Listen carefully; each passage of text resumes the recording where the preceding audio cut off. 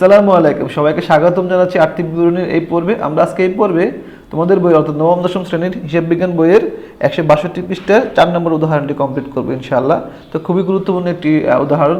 আমি তোমাদের বারবার বলি, সেটা হচ্ছে তোমাদের বইয়ে যে 5টি উদাহরণ দেওয়া আছে আর্থিক বিবরণী, এই 5টি উদাহরণ যদি তুমি সঠিকভাবে করতে পারো, বুঝে বুঝে করতে পারো, বারবার প্র্যাকটিস করতে পারো, তাহলে কিন্তু তোমরা সৃজনশীলগুলো কমপ্লিট করতে পারবে এবং আর্থিক বিবরণী থেকে ভালো একটা মার্কস নিতে পাবে। ঠিক আছে? তো অবশ্যই তোমাকে বুঝে বুঝে করতে হবে, কোনো মুখস্থ করা যাবে না। তো আমি উদাহরণটি একটু পড়ি। এখানে বলা হয়েছে, শওকত ট্রেডার্স নিম্নোক্ত রেয়ামিল ও সমন্বয়পূর্বক বিবেচনাপূর্বক 2017 সালে 31শে মার্চ তারিখে সমাপ্ত বছরের বিশদ বিবরণী ও মালিকানা সত্ত্ব পরিবর্তন বিবরণী উক্ত তারিখের আর্থিক অবস্থা বিবরণী তৈরি করতে বলছে। ঠিক আছে? তাহলে এখানে কিছু হিসাব দেওয়া আছে, যেমন হাতের নগদ, ব্যাংক জমা, প্রদেয় বিল, মূলধন, প্রারম্ভিক মূল্যোৎপন্ন ক্রয় ও বিক্রয় ফেরত ও ক্রয় ফেরত, দেনাদার পাওনাদার, আসবাবপত্র বিক্রয়িত মুনাফা, বিজ্ঞাপন, বেতন, পরিবহন, আপ্যায়ন খরচ, কুরিন সঞ্চিতি, কুরিন ও সৌন্দর্য দেনা সঞ্চিতি, কমিশন প্রদান, কমিশন প্রাপ্তি, ইজরা সম্পত্তি 5 বছর। এখানে কিছু তথ্য দেওয়া আছে। আর সমন্বয় কি বলা আছে দেখি তো, সমাপনী মূল্যোৎপন্ন বলা আছে এত টাকা, আর 2 মাসের বকেয়া বেতন আছে এত টাকা, দেনাদার এত টাকা আদায়যোগ্য নয়, বিজ্ঞাপন খরচ অর্ধেক বিলম্বিত করতে হবে, আসবাবপত্র ও অফিস সরঞ্জামের উপরে 5% অপচয় ধার্য করতে হবে। ঠিক আছে? তো অঙ্কটা শুরু করবো এখনই।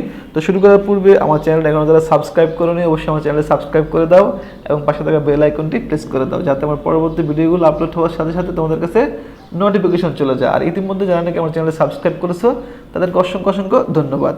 তো কথা না বাড়িয়ে আজকের প্রশ্ন শুরু করা যাক। দেখো, আমরা ফার্স্টে বিশদায় বিবরণী করব। তো বিশদায় বিবরণী করার পূর্বে আমাদের কি জানি লিখতে হয়, ফার্স্টে বিক্রয় লিখতে হয়। দেখো, অঙ্কের মধ্যে আমার বিক্রয় দেওয়া আছে ক্রেডিট পাশে।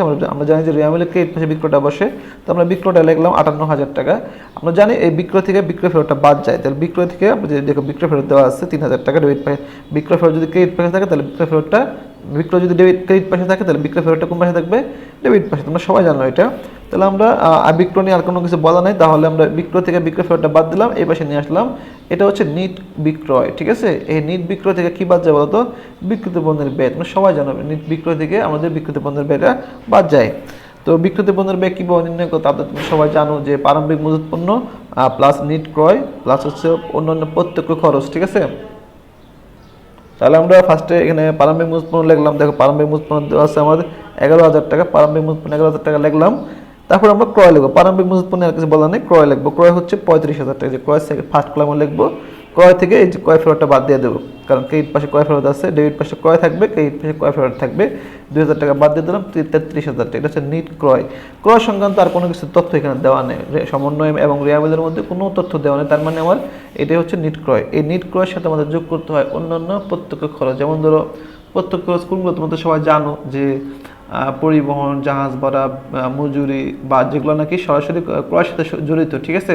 এবং যে খরচগুলো নাকি সচরাচর কোম্পানির প্রতিষ্ঠানের বাইরে সৃষ্টি হয়, তৈরি হয়, এই ধরনের খরচগুলোকে আমরা প্রত্যক্ষ খরচ বলি। যেমন ধরো, এখানে আমাদের আছে পরিবহন আছে, আর কিছু নাই, তেমন কিছু নাই, যেমন মজুরি, জাহাজ ভাড়া, এই ধরনের কিছু নাই।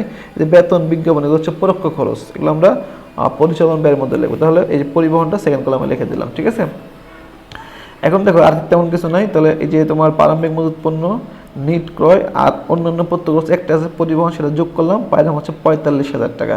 এখান থেকে বাদ দিতে হয় কি জানি? সমাপনী মজুত পণ্য। দেখো, সমাপনী মজুত পণ্য আমাদের সবসময় রেয়ামিলে সমন্বয়ে দেওয়া থাকবে। সমাপনী মজুত পণ্য বলা আছে 20,000 টাকা। এই যে সমন্বয়গুলো যেগুলো আছে নাকি, এই সমন্বয়গুলো আমাদের একটা অঙ্কে 2বার ব্যবহৃত হবে, মিনিমাম সর্বনিম্ন 2বার ব্যবহৃত হবে। এই সমাপনী মজুত পণ্য এটা চলতি সম্পদ, এটা আর্থিক অবস্থা বিবরণী একবার যাবে, আরেকবার এখানে বিক্রিত পণ্যের ব্যয়ের মধ্যে আমাদের নিয়ে আসতে হবে। তাহলে দেখো, আমরা এটা থেকে সমাপনী মজুত পণ্য বাদ দিলে আমাদের থাকতেছে কত? 25,000 টাকা। সমাপনী মজুত পণ্য 25,000, 20,000, 45,000 টাকা থেকে 20,000 টাকা বাদ দিলে থাকতে আমার 45,000 টাকা, 25,000 টাকা। 55,000 টাকা থেকে এই যে নিট বিক্রয় 55,000 টাকা, এই নিট বিক্রয় থেকে বিক্রিত পণ্যের ব্যয় 25,000 টাকা বাদ দিলে আমাদের থাকতেছে হচ্ছে 30,000 টাকা। এটাই হচ্ছে আমাদের মোট মুনাফা। ঠিক আছে? এটা আমাদের মোট মুনাফা। এখন মোট মুনাফা থেকে কী জানি বাদ দিতে হয়? হ্যাঁ, সবাই জানো, পরিচালন ব্যয়। তো পরিচালন ব্যয়ের মধ্যে কী খরচগুলো আসে? সচরাচর পরিচালন যে খরচগুলো আসে, অর্থাৎ পরোক্ষ যে খরচগুলো আসে, সেগুলো আমাদের নিয়ে আসতে হয়। যেমন ধর, এখানে আছে বিজ্ঞাপন আছে, বেতন আছে, আপ্যায়ন খরচ আছে, কুরিন সঞ্চিতির আছে, কমিশন প্রদান আছে, তো ইজরা সম্পদের অবলম্বনটা আছে। তবে এই যে আসবাবপত্র বলছে, আসবাবপত্র অবশ্যই বলা আছে 5% আসবাবপত্র অবশ্যই আনতে হবে। তো দেখো আমরা ফার্স্টে বিজ্ঞাপন লিখছি, বিজ্ঞাপন একটা কাজ আছে এখানে, বলছে বিজ্ঞাপন খরচের অর্ধেক বিলম্বিত করো। তাহলে আমরা ফার্স্টে দেখো বিলম্বিত একটা সম্পদ, বিলম্বিত যে অংশটুকু সেটা হচ্ছে একটা অলিক সম্পদ বা অন্যান্য সম্পদ। আমরা লিখবো ফার্স্টে বিজ্ঞাপন লিখবো 7,000 টাকা, 7,000 টাকা লিখলাম। এখান থেকে বাদ দিতে হবে অর্ধেক, বিলম্বিত বিজ্ঞাপন মানে অর্ধেক বাদ দিতে হবে, অর্ধেক বিলম্বিত অর্থাৎ সম্পদ হিসেবে দেখাইতে হবে। এই অংশটুকু হচ্ছে সম্পদ হয়ে যাবে, সেটা হচ্ছে অন্যান্য সম্পদ বা অলিক সম্পদ। তাহলে 7,000 টাকা থেকে যদি আমরা বিজ্ঞাপন 7,000 টাকা দেওয়া আছে, 7,000 টাকা অর্ধেক বাদ দিলে 3,500 থাকে, আমাদের খরচ হচ্ছে 3,500 টাকা। এটা ক নম্বর আসতে পারে? দেখো ক নম্বর আসতে পারে যে তোমাদের এবার বলতে পারে যে বিলম্বিত বিজ্ঞাপনের পরিমাণ নির্ণয় করো বা বিজ্ঞাপন খরচের পরিমাণ নির্ণয় করো। ঠিক আছে, খরচ হচ্ছে 3,500 টাকা আর বিলম্বিত হচ্ছে 3,500 টাকা। ওকে, তারপর আসো বেতন। যে বেতন আছে, বেতন আছে আমাদের 10,000 টাকা বলা আছে। দেখো 2 মাসের বেতন বকেয়া রয়েছে। ঠিক আছে, 2 মাসের বকেয়া মানে হচ্ছে এখন পরিশোধ করা হয়নি। তাহলে কয় মাস পরিশোধ করা হয়নি? 2 মাস। তাহলে আমরা জানি 1 বছরে কয় মাস বলো তো? 12 মাস। তাহলে এই যে বেতন যে 10,000 টাকা দেওয়া আছে এর মধ্যে আমাদের 10 মাস দেওয়া হয়েছে, 2 মাস দেওয়া হয় নাই। ঠিক আছে, তাহলে এই 10,000 টাকা 10 দিয়ে ভাগ দিলে কত হয়? 1,000 টাকা আসবে। তাহলে 1,000 টাকা যদি 2 দিয়ে গুণ দিই তাহলে 2,000 টাকা, এই 2,000 টাকা বকেয়া। বুঝতে পারছো? অর্থাৎ আমার 12 মাসের মধ্যে 10 মাস কমপ্লিট করা হয়েছে, মানে দেওয়া হয়ে গেছে বেতনটা, আর 2 মাস দেওয়া হয়নি, 2 মাস বকেয়া রয়ে গেছে। এই বকেয়াটা কীভাবে বের করবো? আমরা ওই যে যেটা দেওয়া আছে সেটাকে আমরা মাস দ্বারা ভাগ দিব। অর্থাৎ 2 মাস কম দেওয়া আছে 12 মাসের থেকে, 10 মাস দেওয়া আছে, 10 দিয়ে ভাগ দিব, আর কয় মাস কম দেওয়া আছে? 2 দিয়ে গুণ দিব। তো আমি দেখাই দিলাম, সেটা হচ্ছে এরকম 10,000 বা ভাগ হলো 10 × 2, ঠিক আছে, এই 2,000 টাকা। ঠিক আছে, ওকে। তাহলে আর এই বকেয়া অংশটুকু আবার চলতি দায় হয়ে যাবে। ঠিক আছে, চলতি দায়, যে আমরা জানি যে পরিচালন ব্যয়ের মধ্যে যে অংশটুকু আমরা প্লাস করি সেটা আমাদের চলতি দায় হয়ে যায়। 12,000 টাকা পেয়ে গেলাম। তারপরে আসো আপ্যায়ন খরচ। আপ্যায়ন খরচ লিখলাম আমরা এখানে। আমাদের আপ্যায়ন খরচ কত টাকা বলতো? 2,000 টাকা। তারপরে আছে আমাদের কুরিনটা আমি একটু পরে লিখতেছি। তারপরে আসো যে কমিশন প্রদান, এটা চলতি একটা পরিচালন ব্যয়, কমিশন প্রদান আমরা এখানে লিখছি কমিশন প্রদান 300 টাকা। ঠিক আছে, কমিশন প্রদান 300 টাকা দেওয়া আছে। আর প্রাপ্তিটা অন্যান্য আয় হয়ে যাবে। হ্যাঁ, তারপর বলেছে ইজরা সম্পত্তির 5 বছর। আমরা জানি যে একটা সম্পত্তি এখানে দেখো দেওয়া আছে 5 বছর, এই সম্পত্তিটার মেয়াদ হচ্ছে 5 বছর। ঠিক আছে, তাহলে সম্পত্তির মেয়াদ যদি 5 বছর হয়, এখানে বলা হয়েছে 5 বছর মেয়াদ, তাহলে আমরা 1 বছর অঙ্ক করতেছি, 1 বছরটা খরচ হয়ে যাবে। ঠিক আছে, 1 বছরটা কি হয়ে যাবে? খরচ হয়ে যাবে, আর বাকি 4 বছরটা সম্পত্তি হিসেবে থাকবে। তাহলে 1 বছরে কত টাকা হয় দেখি তো? এই 30,000 টাকারে 5 দিয়ে ভাগ দাও, তাহলে কত হইলো? 6,000 টাকা। তাহলে 1 বছর তোমার খরচ হয়েছে, এই সম্পত্তিটা খরচ হয়েছে কত টাকা? কত টাকা? 6,000 টাকা। আর পরিচালন ব্যয়ের মধ্যে খরচটা নিয়ে আসতে হয়। তাই আমরা লিখছি ইদারা সম্পত্তির অবলম্বন, এটা অদৃশ্যমান খরচ। তো এই অবলম্বনটা আমরা নিয়ে আসছি কত টাকা বলতো? 6,000 টাকা। ঠিক আছে, তারপর বলা হয়েছে দেখো তো এই যে সমন্বয় বলেছে আসবাবপত্র এবং অফিস সরঞ্জামের 5% অবশ্যই ধার্য করতে। তাহলে আসবাবপত্র আছে আমাদের 4,000 টাকা। স্থায়ী সম্পত্তির অবশ্যইগুলো, স্থায়ী সম্পত্তির অবশ্যই এবং অবলম্বনগুলো সবসময় পরিচালন ব্যয়ের মধ্যে নিয়ে আসবা। ঠিক আছে, এগুলো ক নম্বর আসতে পারে? তোমাকে ক নম্বর বলতে পারে যে মোট সম্পত্তির অবশ্যই নির্ণয় করে। তাহলে মোট সম্পত্তির অবশ্যই কত হবে দেখি তো আমরা। এই যে আসবাবপত্র আছে 4,000 টাকা, 4,000 টাকার 5% হচ্ছে 200 টাকা। আমি লিখছি আসবাবপত্র অবশ্যই 200 টাকা। আবার অফিস সরঞ্জাম আছে 5,000 টাকা, 5,000 টাকার 5% হচ্ছে 250 টাকা। তাহলে আমরা লিখতে পারি যে 200 আর 400 যোগ 200 আর 250 যোগ করলে 450। তোমাকে ক নম্বরে বলা হয় যে তোমার মোট স্থায়ী সম্পত্তির অপচয় বের করো। তাহলে অপচয় হবে তোমার কত বলতো? 200 450। কিন্তু এই যে অবলম্বনটা আছে না, অবলম্বন 6,000 টাকা, এটা কিন্তু অবলম্বন, এটা অদৃশ্যমান খরচ। তোমাকে যদি এইভাবে বলা হয় যে অদৃশ্যমান খরচের পরিমাণ নির্ণয় করো, তাহলে এই তিনটা যোগ হবে। আর অবচয় বললে শুধুমাত্র এই সম্পত্তির উপর যে অবচয়টা বের করেছে সেগুলো, যেখানে অবচয় লিখছে। আর অবলম্বন বললে এটা। ঠিক আছে, আর যদি বলা হয় অদৃশ্যমান বা অস্পর্শনীয় খরচ নির্ণয় করো, তাহলে আমাদের হবে এটা। ঠিক আছে, এই তিনটা হবে। আশা করি বুঝতে পারছো। এবার আসো কুরিন নিয়ে। যে কুরিন নিয়ে সবচেয়ে ভেজাল হয়। এই যে কুরিনটা কোন পাশে আছে দেখি তো? কুরিন আছে আমাদের ক্রেডিট পাশে আছে 1,500 টাকা। এটা হচ্ছে পুরাতন কুরিন। আমরা জানি রেয়ামিলে যেটা দেওয়া থাকবে সেটা হচ্ছে পুরাতন কুরিন। ঠিক আছে, এখন পুরাতন কুরিন এখানে বলা আছে গ নম্বর সমন্বয় দেখো বলা আছে দেনাদারের 500 টাকা 1,000 টাকা আদায়যোগ্য না। দেনাদার থেকে যে টাকাটা আদায়যোগ্য না সেটা হচ্ছে নতুন কুরিন, সমন্বয় দেওয়া থাকবে। তোমরা ফার্স্টে সবসময় পুরাতন কুরিন যদি দেওয়া থাকে অঙ্কের মধ্যে, পুরাতন কুরিনটা লিখে নেব। পুরাতন কুরিন দেওয়া নেই, বাট পুরাতন কুরিন সঞ্চিতি দেওয়া আছে। তাহলে আমরা ফার্স্টে নতুন কুরিনটা লিখে নেব। নতুন কুরিন কত টাকা বলতো? এই যে 1,000 টাকা। তাহলে নতুন কুরিন লিখে নিলাম আমরা 1,000 টাকা। এই নতুন কুরিন থেকে বাদ যাবে কুরিন সঞ্চিতি। দেখো কুরিন সঞ্চিতি বলা আছে, দেখো নতুন কুরিন কুরিন সন্দেহজনক দেনা সঞ্চিতি 1,500 টাকা। তাহলে আমি এখানে লিখছি দেখো কুরিন, নতুন কুরিন হচ্ছে তোমার কত বলে 1,000, আর বাদ হচ্ছে পুরাতন কুরিন সঞ্চিতি 1,500। 1,000 টাকা 1,500 টাকা বাদ দিলে থাকে -500 টাকা থাকে। ঠিক আছে, এখন আর কোনো পরিচালন ব্যয় আমার অঙ্কের মধ্যে নাই।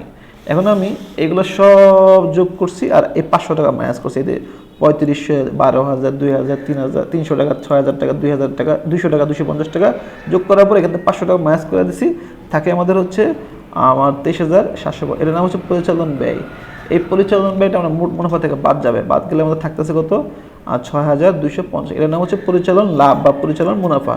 এই পরিচালন মুনাফার সাথে আমাদের অন্যান্য আয়গুলো যোগ করতে হয়, অন্যান্য ব্যয়গুলো আমাদের বাদ দিতে হয়। এই অঙ্কটার মধ্যে আমি পরে দেখলাম যে অন্যান্য আয় নাই, ব্যয় নাই, শুধু আয় দেওয়া আছে। দেখো আগ্রবতর বিজ্ঞান মুনাফা একটা দেওয়া আছে, আর এই যে কমিশন প্রাপ্তি দেওয়া আছে ক্রেডিট 500 টাকা, আর ব্যয় তেমন কিছু নাই। আমরা তাহলে এখানে আমরা পড়ে দিলাম কোনো জায়গায় ব্যয় নাই, যেমন ধরো মূলধনের সুদ, ব্যাংক জমাতে সুদ, ঋণের সুদ, এগুলো দেওয়া নাই। তাহলে আমরা লিখবো অন্যান্য আয়। আগ্রবতর বিজ্ঞানীতে মুনাফা দেওয়া আছে 1,000 টাকা, আর কমিশন প্রাপ্তি দেওয়া আছে 1,500 টাকা। তাহলে দেখো আগ্রবতর বিজ্ঞানীতে মুনাফা আমরা 1,000 টাকা আর কমিশন প্রাপ্তি 500 টাকা, যোগ করলে 1,500 টাকা। এই পরিচালন লাভের সাথে আমাদের যোগ হবে কত বলতো, এই 1,500 টাকা যোগ করলে 7,750। এটাই নিট মুনাফা, ঠিক আছে? এখানে আর কোনো কিছু কাজ নাই, এটাই আমাদের নিট মুনাফা। তোমরা আশা রাখি বুঝতে পারছো। যদি কোথাও না বুঝো তাহলে অবশ্যই আমাকে কমেন্টস বক্সে কমেন্টস করে জানাবে, আমি তোমাদের কমেন্টসের উত্তর দেওয়ার চেষ্টা করবো, ঠিক আছে? তো আমরা এখন পরবর্তী যে মালিকানা সত্তা পরিবর্তন বিবরণী চাইছে সেটা আমরা নির্ণয় করবো এখন, ঠিক আছে? তো মালিকানা সত্তা পরিবর্তনের জন্য আমি এখানে ঘর করে রাখছি তোমাদের জন্য। তো দেখো আমরা ফার্স্টে এখানে লিখবো যে শওকত ট্রেডার্সের মালিকানা সত্ত্ব পরিবর্তন বিবরণী 31শে মার্চ 2017, ঠিক আছে? বিবরণ টাকাটা আমরা ফার্স্টে জানি কি লিখতে হয়, এখানে মালিকানা সত্ত্ব পরিবর্তন বিবরণীতে মূলধন লিখতে হয়। গুড, ওকে। মূলধনটা কোথায় আছে দেখি আমরা। এই যে মূলধন হচ্ছে 1 লাখ টাকা, এই যে মূলধন লিখলাম 1 লাখ। তার সাথে আমরা একটু আগে নিট মুনাফা হচ্ছে 7,750 টাকা। দেখো যে নিট মুনাফা হচ্ছে 7,750, সেটা যোগ করে দেবো, যোগ করে দিলাম, তাহলে 1,07,750 টাকা হলো। হ্যাঁ, এখান থেকে বাদ যাবে হচ্ছে আমাদের তোমার উত্তোলন। তাহলে এখান থেকে বাদ যাবে উত্তোলন দেওয়া আছে আমার প্রশ্নের মধ্যে। উত্তোলন কত টাকা দেওয়া আছে দেখি তো। উত্তোলন, ওই যে উত্তোলন একদম সবার লাস্টে দেওয়া আছে 32,000 টাকা, ঠিক আছে? তাহলে আমরা এটা থেকে আমরা 32,000 টাকা বাদ দিলাম, থাকে আমাদের 75,750 টাকা। এর মধ্যে মালিকানা সত্তা পরিবর্তন বিবরণী সংক্রান্ত আর কোনো কিছু নাই, যেমন পণ্য উত্তোলন, জীবন বীমা প্রিমিয়াম, আয়কর, মূলধনের সুদ, উত্তোলন সুদ, এমন কিছু বলা নাই। তার মানে এটাই আমাদের উত্তর। সমাপনী মূলধন বা সমাপনী মালিকানা সত্তা পেলাম আমরা 75,000 টাকা, ঠিক আছে? আশা রাখি বুঝতে পারছো। এখন আমরা আর্থিক অবস্থা বিবরণীতে যাই। আর্থিক অবস্থা বিবরণী প্রস্তুত করতে বলছে। তাহলে আর্থিক অবস্থা বিবরণীটা হবে এরকম।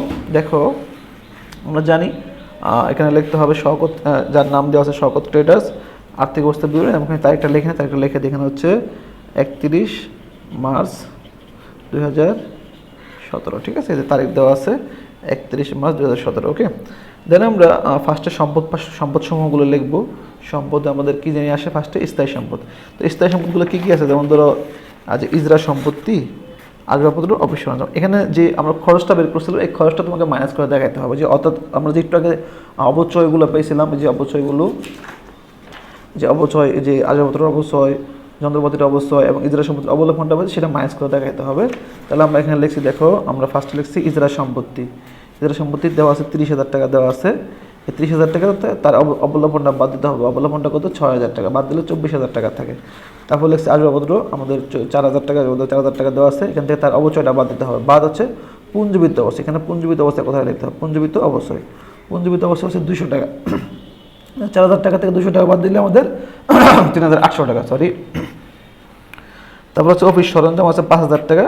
অফিস সরঞ্জাম থেকে আমরা বাদ দেবো 250 টাকা, বাদ দিলে আমাদের 4,750 টাকা থাকে। এখন এগুলো সব যোগ করলে পাচ্ছে আপনার 32,550, যার নাম হচ্ছে নিট স্থায়ী সম্পত্তি, ঠিক আছে? এই নিট স্থায়ী সম্পত্তির পরে লিখতে হয় আমাদের দীর্ঘমেয়াদী বিনিয়োগ। যদি অঙ্কের মধ্যে বিনিয়োগ দেওয়া থাকে, এই অঙ্কের মধ্যে বিনিয়োগটা দেওয়া নাই, ঠিক আছে? বিনিয়োগটা দেওয়া নাই, যদি না দেওয়া থাকে তাহলে আমরা লিখবো চলতি সম্পদ, ওকে। তাহলে চলতি সম্পদ বলে কী কী আছে দেখতে আমাদের, যেমন হাতে নগদ, ব্যাংক জমা, প্রাপ্য বিল, ঠিক আছে, দেনাদার। তারপরে এখানে আছে আমাদের এই যে সমাপনী মজুত পণ্য, ঠিক আছে, ওকে। আমরা ফার্স্টে এখানে হাতে নগদটা লিখে দিলাম। হাতে নগদ কত বলতো, 8,200 টাকা, হ্যাঁ। তারপর ব্যাংক জমা হচ্ছে 11,000 টাকা। প্রাপ্য হিসাব দেওয়া আছে আমাদের 3,500 টাকা। আচ্ছা, আমি একটা কাজ করছিলাম, সেটা হচ্ছে নতুন কুইন্ট এখানে বাদ দিছি। আর নতুন কুইন্ট আসলে দেনাদার থেকে বাদ দিতে হয়। যদি দেনাদার না দেওয়া থাকে তাহলে প্রাপ্য হিসাব থেকে বাদ দিতে হয়। প্রাপ্য হিসাব থেকে বাদ দিলেও হবে, সমস্যা নাই, ঠিক আছে? তো এখানে প্রাপ্য হিসাব দিচ্ছে 3,500 টাকা। তারপর দেনাদার দেওয়া আছে 22,000 টাকা। এখান থেকে দেখো যে দেনাদার থেকে কয় টাকা আদায়যোগ্য নয় বলছিল, যে গ নম্বর সমন্বয় বলছে দেনাদার থেকে এত টাকা আদায়যোগ্য নয়। এটা একটা খরচ। খরচটা দেখা যাচ্ছে কোথায় পরিচালন ব্যয়ের মধ্যে, আর এখানে নির্ধারণটা দেখাতে হবে। এটা কোন নম্বর আসতে পারে যে পরীক্ষার নির্ধারণের পরিমাণ নির্ণয় করো, তাহলে আমাদের নির্ধারণ হবে এই দানাদার থেকে যদি নতুন কোনটা বাদ দিই তাহলে 21,000 টাকা। আরও থাকতে পারে অঙ্কের মধ্যে, আরও সামান্যের মধ্যে অনেক কিছু তথ্য দেওয়া থাকতে পারে দানাদার সংক্রান্ত, বাট এই অঙ্কটার মধ্যে দেওয়া নাই, পরবর্তী অঙ্কটার মধ্যে দেওয়া আছে। তো দেখো এখানে বলা হয়েছে সমাপনী মূল উৎপন্ন 20,000 টাকা, এটা চলতি সম্পদ, তো সমাপনী মূল উৎপন্ন লিখে দিলাম এই 20,000 টাকা। এই সমস্ত সম্পদগুলো যোগ করলে আমরা পাচ্ছি 63,700 টাকা। এটা হচ্ছে আমাদের মোট চলতি সম্পদ।